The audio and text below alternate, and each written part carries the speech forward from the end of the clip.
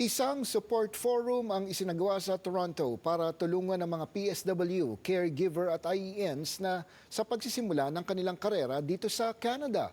Ilang resources po ang ibinahagi ng mga grupo para ipakita sa mga dumadaan sa proseso na hindi sila nag-iisa. Silipin natin sa report ni Keisha Balatbat.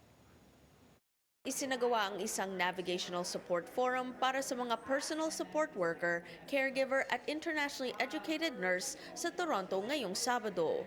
Ito ang event ng Integrated Filipino-Canadian Nurses Association o IFCNA, Kababayan Multicultural Center at CRD College of Healthcare.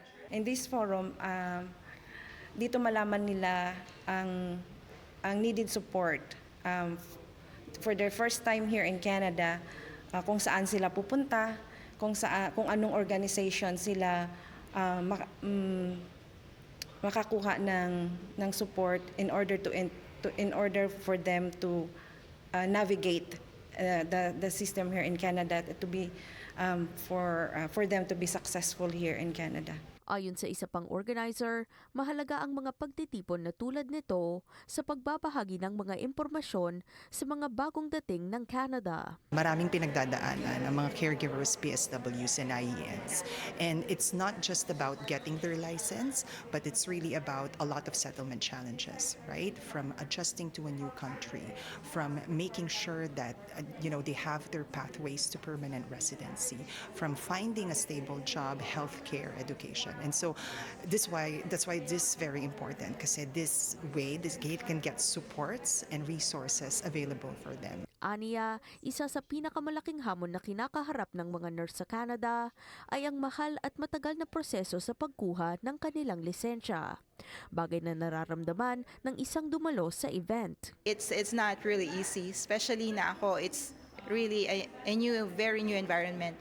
Yung mga pinanggalingan ko, I was there ready to work. Pero here, it's completely different thing. Like you have to start from scratch and that's really a big challenge.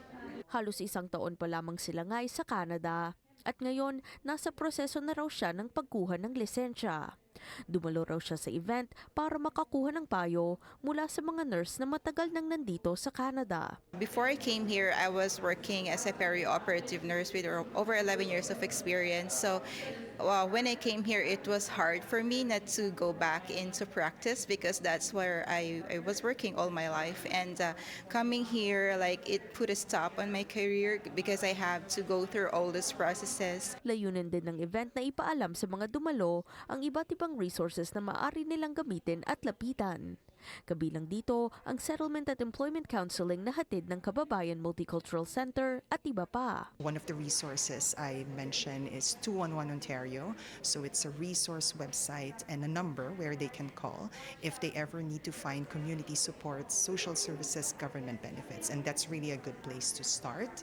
Another resource is settlement.org. So this is very a good website for newcomers, very easy to understand language, and it talks about topics that newcomers should know, such as immigration, employment, housing, how to access healthcare. Paalala rin ni Solis sa mga dumadaan sa proseso, hindi sila nag-iisa at maraming organisasyon ang handang tumulong sa kanila. Keisha Balatbat, Omni News, Toronto.